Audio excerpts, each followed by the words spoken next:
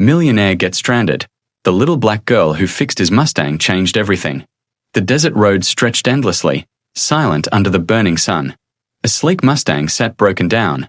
It would open, its wealthy owner pacing in frustration. He was a millionaire, used to solving every problem with a phone call or money. But this time, no one was coming. Then, out of nowhere, a little girl in an oversized jumpsuit approached. Her skin was covered in dust, her hands already greasy, but her eyes carried something far deeper than her years. She didn't ask permission. She went straight to work. And just when the millionaire thought he'd seen everything, he noticed the ring on her tiny finger. What he learned next would shatter his pride forever. Charles Whitmore was not the kind of man who liked waiting. A billionaire investor, accustomed to private jets and tailored suits, he had built his empire on speed and efficiency. But on this particular afternoon, he was stranded. His beloved 1967 Mustang, a car he cherished more than many people, had sputtered to a stop in the middle of nowhere. The road was empty. The desert sun unforgiving.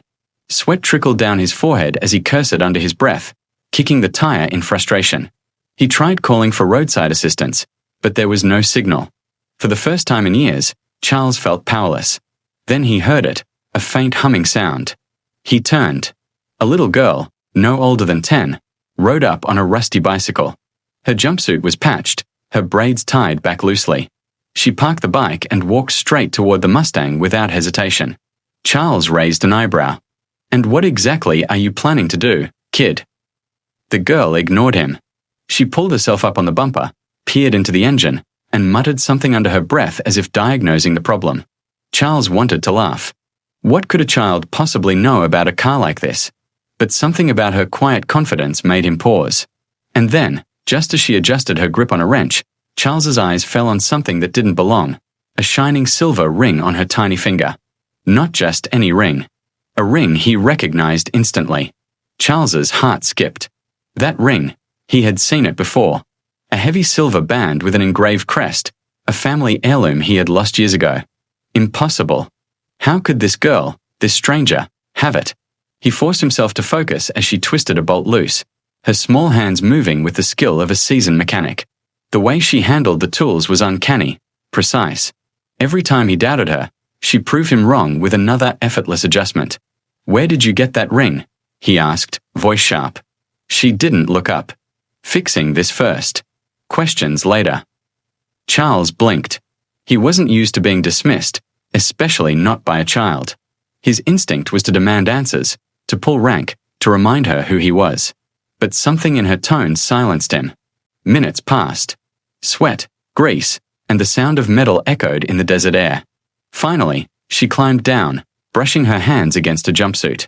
"Try it now." Skeptical, Charles slid into the driver's seat. He turned the key. With a roar, the Mustang came back to life. His jaw dropped. The impossible had happened. This little girl had done what he could not. But the question burned hotter than ever. The ring. "Now," he pressed, stepping out of the car, "tell me where you got that ring." The girl's expression darkened.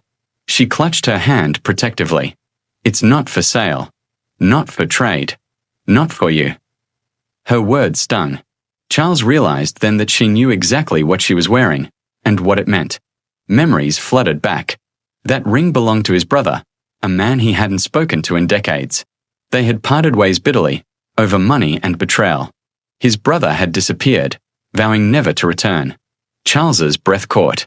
Could it be? He studied the girl again, her sharp eyes, her determined spirit, her unflinching defiance. No, it couldn't be. And yet, deep inside, he already knew the truth. The girl wasn't just some mechanic. She was family. The desert wind howled as Charles confronted the reality he had tried to bury. "That ring," he whispered, voice cracking. "It belonged to my brother." The girl froze. Her lips trembled, but her eyes stayed steady. "It belonged to my father," she corrected. The words hit Charles like a thunderclap. His chest tightened, his knees nearly buckled. This girl, the one who had just rescued him, who had humbled him, was his niece. His estranged brother's child. Charles's mind raced. His brother had died, then. Alone, hidden, leaving his daughter to survive in a world that dismissed her because of her skin, her poverty, her youth. The shame cut deep. Charles had walked away from his brother over money, and now the price of that arrogance stood before him, grease-stained and defiant. He wanted to speak, to apologize, to offer something, anything. But she stepped back, her hand still shielding the ring. "You rich people always come too late," she said quietly. "You only see us when you need something." The Mustang idled behind them, its engine steady, while Charles's world collapsed in silence. The girl turned toward her bicycle, ready to leave him stranded with his wealth and his guilt. For the first time in his life, Charles realized that all the money in the world couldn't buy back family. Charles stood frozen as the girl pedaled away, the desert swallowing her small frame. He had his car back, but he felt more broken than before. The roar of the Mustang was nothing compared to the silence in his chest. That night, back in his mansion, he couldn't sleep. The image of her, defiant, brilliant, wearing his brother's ring, burned into his mind. For years, he had defined success by wealth, by power, by status.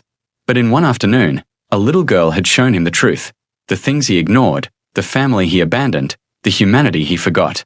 The next morning, Charles returned to that road, then to the nearby town, asking, searching. People stared at him strangely. Some refused to answer. Others muttered about a girl who fixed engines in exchange for scraps. But no one could tell him where she had gone. Maybe she didn't want to be found. Maybe she wanted him to live with the weight of what he had lost. Charles still drives his Mustang today. But every time his hands touch the steering wheel, he remembers her hands, the grease, the courage, the ring that carried both pain and legacy. And he knows the truth. Money can fix cars, but it can't fix the past. So, the question remains, when the people we've ignored finally stand before us, not as victims but as heroes, will we recognize them? Or will it always be too late?